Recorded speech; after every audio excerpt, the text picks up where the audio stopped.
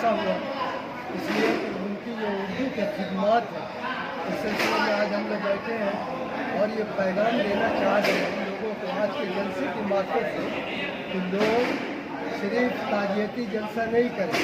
Doctor Sameer साहब ने अपनी ज़िंदगी में जो किया है, जो अपने स्टूडेंटों को और उर्दू वालों को दिया है, तमाम लोग अपने अंदर उसको समझने की कोशिश करें और उस पर अमल करें।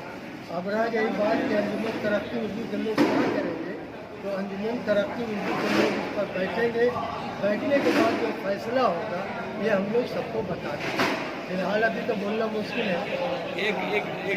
शमीम साहब के अपने क्या मैसेज देना चाहेंगे आप उर्दू ना तब तक जो नई नस्ल जो आ रही है उनको?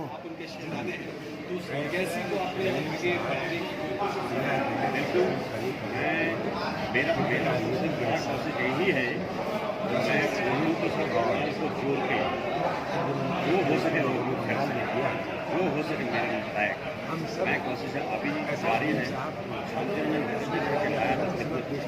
मैं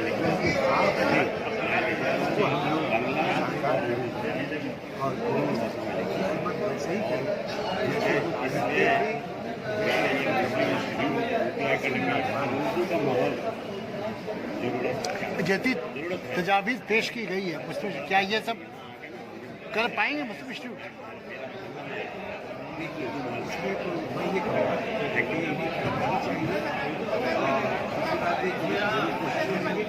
दूसरी बात मैं भी आपके साथ लगा रहा हूँ